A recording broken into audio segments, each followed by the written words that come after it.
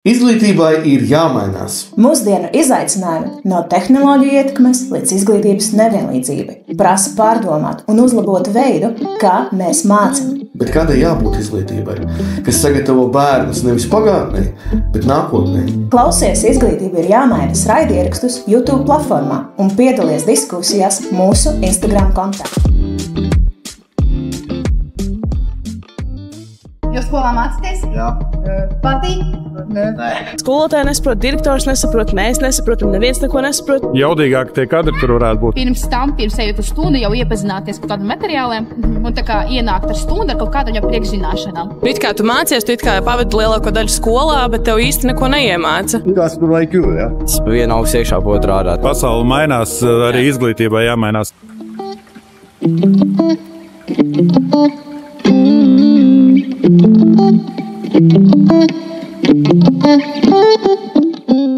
Labdien! Mēs esam jau klāt pie mūsu 4. raidījumā Bērnu emocionāla labklājība izglītība. Vai izglītības sistēma ignorē garīgo veselību ir mūsu tāds provokatīvais jautājums. Jā, vēl viena provokācija no mūsu puses. Es teiktu, ka šis ir sarežģīts jautājums, ļoti būtisks jautājums. No vienas puses liekas, kāpēc vispār par to runāt, tā kā pašsaprotam. Skaidrs, ka sistēma, sistēma varbūt tā, bet pedagogi jau it kā par to rūpējās. Un es arī nemetīšos teikt, ka nē, pedagogi to nedara, un respektīvi ignorē skolēnu kādas emocionālās vajadzības un tā tālāk. Bet no otras puses, kas vispār ir emocionālās vajadzības? Kas vispār ir garīgā veselība? Tie ir jēdzieni, par kuriem mēs sākam runāt, es teiktu, pēdējos 15 gadus tikai. Ja? Tas nav tā, ka mēs kopš seniem grieķiem jau zinām, kas tas ir, un pie tā īpaši esam strādājuši kā civilizācija. Ja? Tāpēc es teiktu, ka tā drīzāk ir inovācija, sākt vairāk, pastiprinātāk rūpēties par to, domāt par to, kā mācību procesi ietekmē, kādu iespaidu arī pat ilgtermiņā atstāja uz skolēniem. Un mēs zinām, un tā ir arī ne tikai Latvijas dati, ja, cik daudz skolēni, piemēram, cieši no mobbinga skolās, ja, no vārdarbības.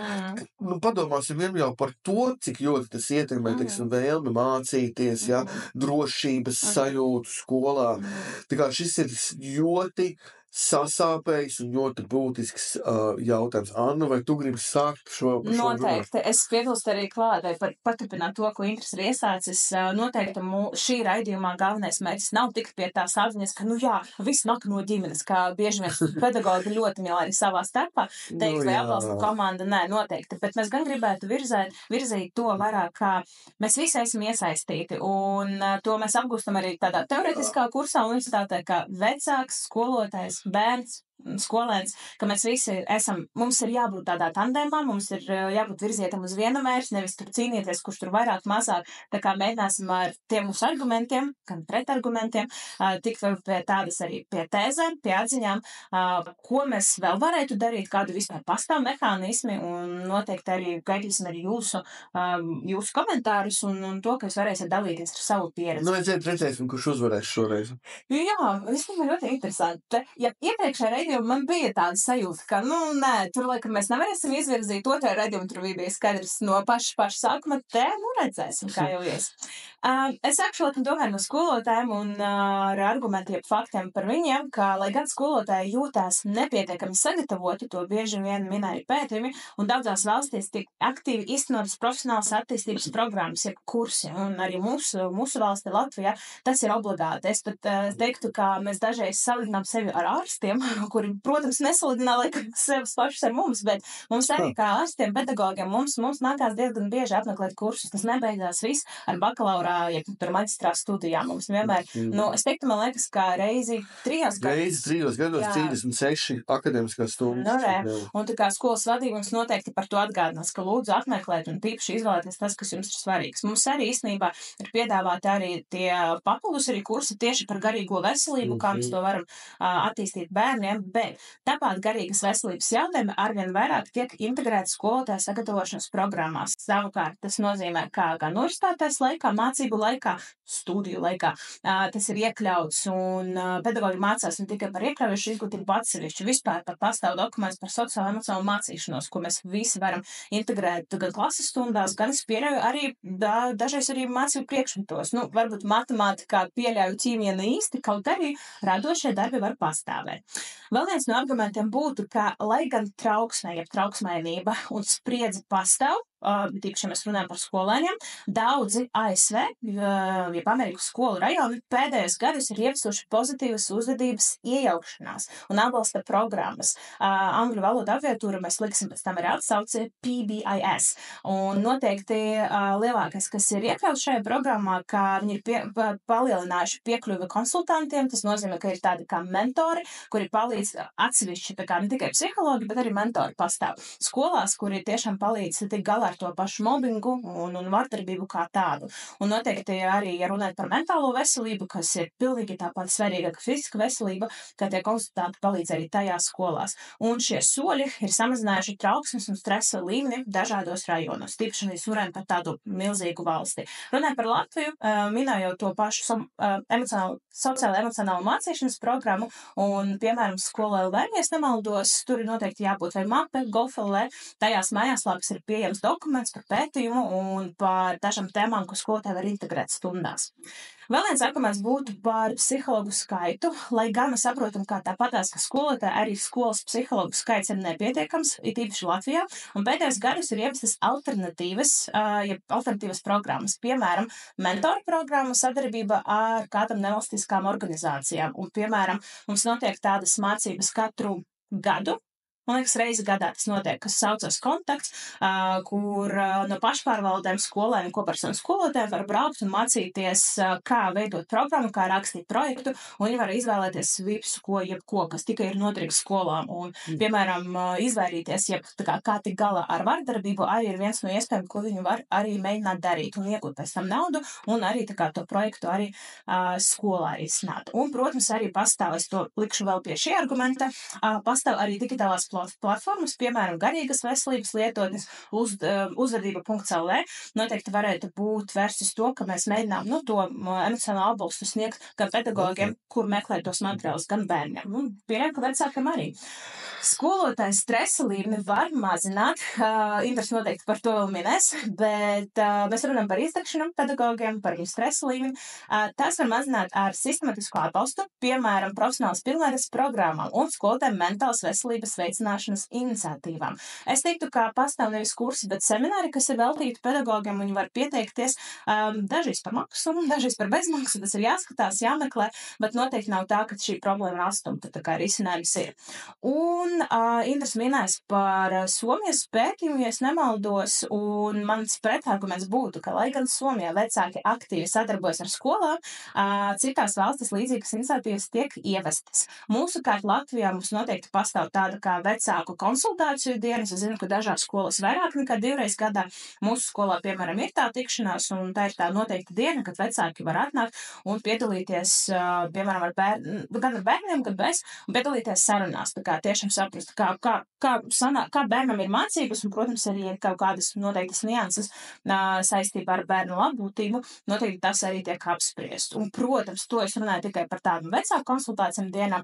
Vienmēr skolās ir atbalsta komanda, kas noteikti, ja ir pamanāms, ka bērns tur neapmeklē skolu, vai bērnu, piemēram, jau vairākas reizes bija pie psihologa, tad noteikti vecāki arī tiek izsaukti uz skolu, lai izrunātu, kas vispār notiek.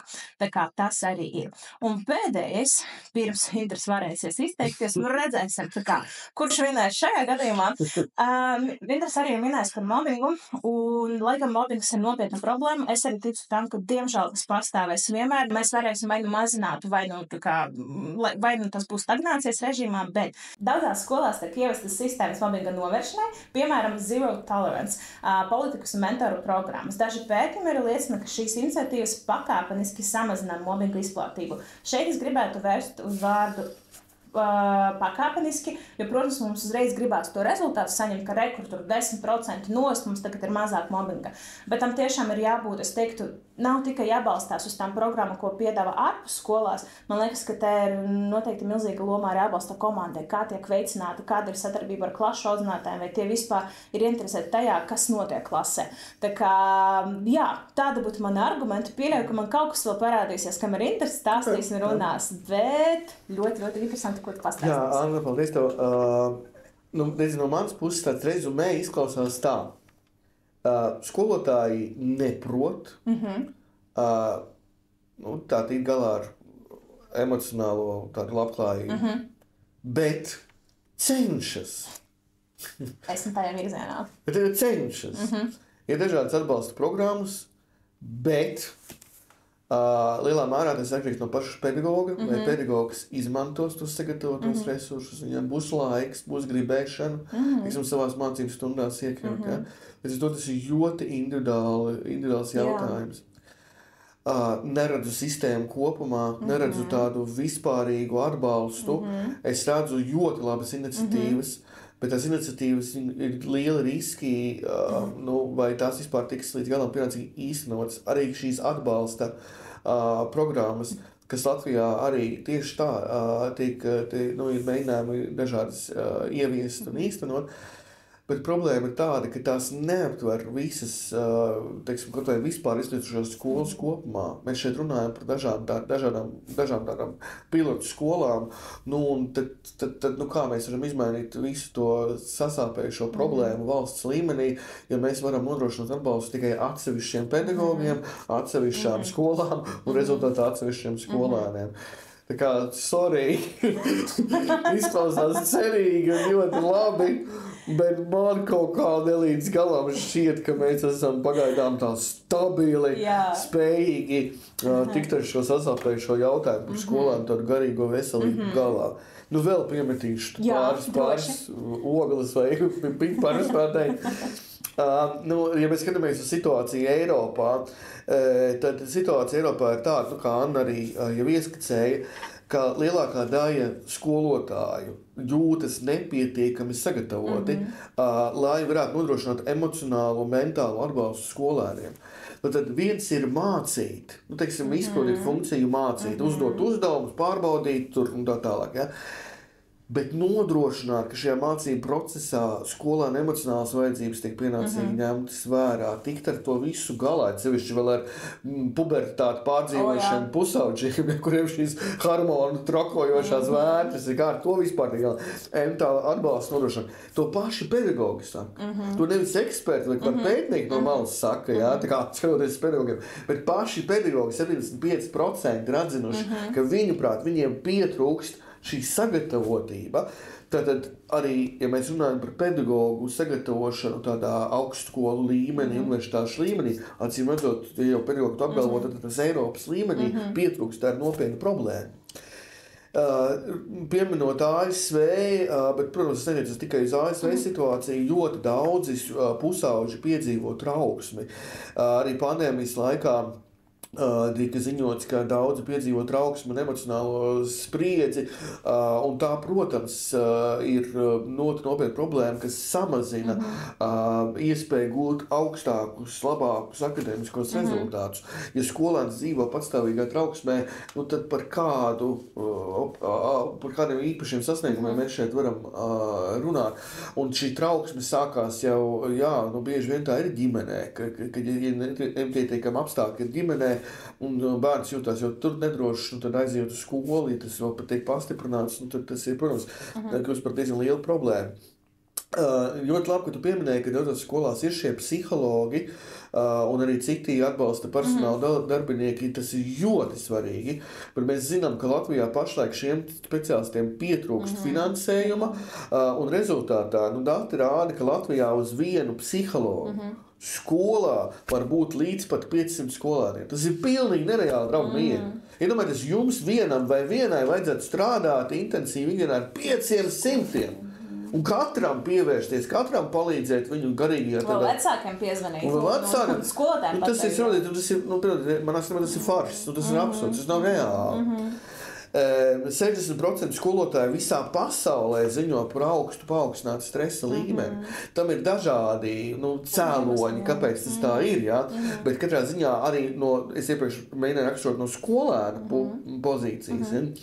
Bet arī no skolotāja pozīcijas tika pārdzīvots pastiprināts stresu, kas ietekmē produktivitāti darbā, kas ietekmē šo spēju arī mācīt kvalitatīvi. Somiju mēs aplūkosim arī atsevišķu kā tādu veiksmes stāstu, bet šeit mazliet iestrepinoties, ļoti svarīgs, protams, ir vecāku atbalsts. Pilnībā piekrītu Annai, ka tas ir tāds attiecību, 3 stūris, ja ne vairāk puses ir iesaistīts. Ja? Tas nav tikai skolēns, skolotājs vai, piemēram, skolēnam pašam jātiek ar to galā. Ja? Tā ir tava veselība, garīgā tiec pats galā. Ja? Bet nē, tas ir jābūt savstarpējiem atbalstam un sadarbībai, un Somijā tas ir lielisks piemērs, kad vecāki aktīvi sadarbojās ar skolām, tāpēc, ka ir ieviesus nostiprināts dažādas programmas, kas jau to īstenot. Pēdējais, Lielbritānija, 40% skolēni piedzīvojuši mobbingu un vardarbību skolā, bet arī Latvijā mēs zinām, ka pētījumi rāda līdzīgs rezultāts aptuveni katrs 3. skolēns, tad 30% Lielbritānijā ir vēl mazliet pat vairāk. Ja? Katrā ziņā tā nav Latvijas tikai sāpe, tā ir mūsdienu parādība, ka skolēni piedzīvo šo vardarbību. Un skola, vismaz manā skatījumā, tai vajadzētu būt drošai vietai. Vietai, kur skolēni var justies droši, paust savas idejas, lai vispār attīstītos, ja? Savu viedoklis, varbūt arī atšķirīgs, arī savu kaut kādu, savu personību atšķirīgi varbūt paust, ja? Bet nereti tieši skolēni sastopās ar pretējo, ja? Viņu viedoklis vai viņu kaut kādas arī izturēšanās, izpaudas, un šeit es nerunāju par kaut ko neētisku. Šeit es runāju par to, ko mums visiem ir tiesības, es nezinu, savu tur reliģisko pārliecību, ja, vai tur seksuālu orientāciju tā tālāk, ja, vai tur politisko piekritību un tā tālāk. Un tas tiek diskriminēts. Ja? Un tas mani šausmina. Jo mēs sakām, ka mēs dzīvojam valstī, kurā valda demokrātija, un paldies Dievam, lielā mērā ir demokrātija pie mums Latvijā, ja mēs salīdzinām ar citām valstīm, kur tā ir stipri mazāk. Ja? Bet tik un tā šie gadījumi mani satrauc. Kā pedagogu, un iztēloties, kā tas var šausmināt arī vecākus, kuri pat neredz to vidi, viņi tikai var minēt. Vai es drīkstu secināt? Bet man šī tā aina baigi domā. Jo, man liekas, ar vienu teikumu, ko Indrs ir teicis man, un jums visiem arī pārējiem bija skaidrs, kurš ir runājis, un tas bija noteikti Indrs. Bet Indrs paši pirmo teica, ka to, ko es saklausu, ka nav sistēmas, ka tiešām ir minējumi, ka mēs mēģinām kaut kā tikt galā ar šo problēmu, it kā ir psihologi, it kā ir mentori, vai es zinu, ka dažās skolās vēl pastāv tādi kā mediātori, dažreiz tie pat būtu varbūt tie paši skolēni, vidusskolēni, kuri kaut kā palīdz tikt galā un tā, un par to vēl var runāt, cik tas ir veiksmīgi vai nē, bet es teiktu, ka viens no secinājumiem ir, ka sistēmas nav, ir mēģinājumi, ir vietnes, kuras mēs drīkstam izmantot, noteikti ir pētījumi, es pieļauju, ka maģistra studijas bakalauros noteikti to pēta gan topoši pedagogi, gan psihologi, noteikti mans secinājums būtu, ka ir jāturpina to, ko mēs darām. Noteikti ir jāskatās, kas ir veicies. Man liekas, ka mēs varam atsaukties arī uz vienu no mūsu intervijām, kas notika Riga International School, starptautiskā Rīgas vidusskola. Es ceru, un man liekas, ka viņi arī minējusi, un intervijas tas arī būs arī veidos mūsu video. Man liekas, viņi minēja to, ka viņu tās ir veiksmīgas tas sadarbības ar vecākiem, ka tas nav vienkārši tas vecāku sapulces dienas, kas arī ir ļoti labi, tam ir jābūt. Bet viņam tiešām vecāki nāk, viņi ir klāt, viņi skatās, viņi redz, kā tur šovi notiek un kā viņi tur sasniegumi un tam līdzīgi. Tas ir vērtīgi. Tāpēc, ka tas ir mērķtiecīgi. Tas nav tās, ka citu reizi gadā uztaisīsim vecāku dienu. Tas ir visu laiku domāt par to, kā šeit mēs varam pieaicināt vecākus, kā mēs to varam darīt. Un, protams, vecākus arī jāpārliecina daudz, jau ir aizņemti, un tas arī ir tāds būtisks jautājums. Anna, es to pilnībā piekritīšu, ka viens no tiem secinājumiem ir tāds, ka tas, kas tiek darīts, tas ir ļoti labi. Un es to tā ainu ļoti sadramatizēju, bet es gribu teikt, ka tas, ko mēs darām, tas ir ļoti labi, tikai vienkārši to vajag vēl pastiprināt. Vajag motivēt skolotājus, izmantot šīs iespējas, informējot to pirmkārt par tām biežāk, vairāk. Es pats par tām iespējām daudz maz nezinu, tāpēc esmu palaidis garām. Es uzskatu, ka ir jāatbalsta vairāk šādas programmas, iniciatīvas valstiskā mērogā. Kāpēc? Tāpēc, ka ja mēs šausmināmies ārprāts, tur Somija, tur ir priekšā, un kā viņi tā var, un kāpēc mēs netiekam, vai tur Igaunija, vai kas, kāpēc mēs netiekam, kāpēc mums tāda zemi rezultāti eksāmenos un tā tālāk. Kāpēc? Tāpēc, ka tā vide ir tāda. Jo, man šķiet, ka no tās vides jau tas viss aug un attīstās. Tāpēc šis būtu mērķiecīgi, tiem būtu jābūt mērķiecīgi jāiegūda, lai šo vidi sakārtotu un uzlabotu, un tad arī labāki akadēmiski rezultāti neizpaliks. Man liekas, ka arī viens no secinājumiem varbūt tāds, kā arī ieteikums nākotni, piemēram, es teiktu, ka te ir svarīgi arī resursi, jo Indus arī pilnīgi pareizi minēja, ka 500 skolēni labākā gadījumā, dažreiz pat vairāk, un viens psihologs, kā tā var būt. Piemēram, arī ir tādi gadījumi, kad psihologs pat strādā nevis visas 5 darba dienas, bet tur tikai 3 vai 2, kas arī nevis par to runa, kā tā ir viņa izvēle, bet tā sanāk, vairāk nevar vai nespēj, jo tie skolēni arī ir dažādi, un tiešām ar katru sazināties. Te vajag meklēt, risinājums, piemēram, mēs varbūt mazliet tāda reklāma nāku no Olainas novadā, un, piemēram, mums pašvaldība jau, ja es nemaldos, no 2. gadu noteikti, varbūt pat 3.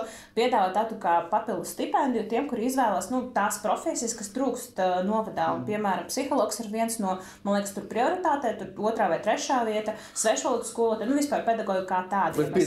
Bet arī piesaista novadam, respektīvi, dod arī iespējamo darbu. Jā, protams, obligāti, jo mēs balstamies to, ka pašvaldība piedāvā to stipendiju, un tie studenti, viņi var jau strādāt, un noteikti tur ir savi arī nostādījumi, ka tas ir jābūt nevis es iegūstu izglītību un strādāju kaut kur Rīgā, tas ir jābūt Olaina, bet tas par to, ka resursu trūkst un jāskatās, kādi piedāvājumi ir, valsts arī acis nevar, nevis otrādi. Valsts, protams, arī skatās, saskata, kādas ir nianses, ko mēs varam piedāvāt. Viens no tādiem, kas man bija arī nodomā, es īstenībā, kamēr klausos intro, man tik daudz gribas ko pierakstīt un piefiksēt arī uz to nākotni, bet, piemēram, man liekas, ka pirms 2 gadiem skoloties 30 ļoti daudz organizēja tādu kā labu prakšu piemēru konferences, kur skolotāji varēja pieteikties, pastāstīt, cik veiksmīgi viņiem iet ar tām caurvīju prasmēm. Varbūt tāds kā mūsu kopīgs tāds secinājums vai pat ieteikums tie, kur mums klausās, varbūt kāds no vadības arī, kur ir mūsu mājaslapā un tagad vēro šo raidierakstu. Man liekas, ka būtu jauki, ja mums būtu atsevišķā konference, kur skolotāji, skolas vadība, atbalsta komanda, visi, kuri vēlās iesaistīties, padalītos, kā viņam notiek skolotāja sadarbībā ar vecākiem, jo kas ir labs pēdējos gados, ka jo biežāk un biežāk parādās sociālajos tīklos tie akaunti, kas ir vērsti uz skolas, piemēram, vidi, un vecāki var redzēt, rekur, kas notiek skolā, rekur, kāds ir pasākums, vai Instagramā vai Facebookā pārsvarā. Un man liekas, tas ir lieliski, tas ir tāds pirmais solis no skolas, ka rekur mums taču notiek visādas citas foršas lietas, nāciet vēl un piedalieties un iesaistieties. Varbūt būtu jauki organizēt kādu konferenci, nevis tikai par mākslīgo intelektu vai par sarunu prasmēm, bet tiešām varbūt kā veicināt vēl labāk to sadarbību ar vecāks, skolotājs un skolēns. Un, protams, arī citi pārējie, kas ir iesaistīti. Tur tāda tendence ir to, man tā šeit to nomest nost, jo tas ko mēs tur varam darīt, daudz jau ir izmisuši, jo liekas, tā mēs tāpat to problēmu nevarēsim atrisināt, un tāpēc nomest nost, paņem kaut ko tādu vieglāk. Daudz vieglāk ir lietot ChatGPT, nekā komunicēt ar vecākiem, piemēram. Bet mēs nedrīkstam to nomest nost. Tieši tā. Tad mēs vispār visu fiasko mācību procesā aiziet. Lūk, redziet, cik būtisks jautājums mēs pārmēram šajos raidījumos, dažādi sasāpējuši jautājumi. Nākamais 5. raidījums pēc 2 nedēļām jūs sagaida arī ar ļoti būtisku jautājumu par mājasdarbiem. Mūsdienās jau parādās arī Latvijā dažādas diskusijas par to, vai mājasdarbus vajag, vai tomēr mēs bez tiem varam iztikt, jo skolāni jau tik un tā ir pārāk noslogoti. Tāpēc es domāju, ka nākamajā raidījumā arī jūs ļoti daudz ko vērtīgi uzzināsiet. Paldies, ka jūs sekojat, paldies, ka jūs atbalstat mūs. Liels prieks ir, ka jūs dalāties ar šiem video, ka jūs spiežat, ka jums patīk, jo mums pašiem prieks ir redzēt, ka jums patīk tas darbs, ko mēs darām, mums tur pašiem ir prieks. Paldies katrai, kas atsaucās komentāru sadaļā, uzrakstīja savu viedokli. Arī šoreiz mēs aicinām jūs paust savas domas, savus argumentus, lai mēs paši kaut ko palaidām garām, jā, varbūt kaut kā jūs uzskatāt citādāk, droši komunicēsim, būs prieks, ka mēs kopīgiem spēkiem varēsim celt izglītības kvalitāti Latvijā. Kopā ar jums šoreiz biju es, Indars. Un Anna. Uz tikšanos nākamreiz.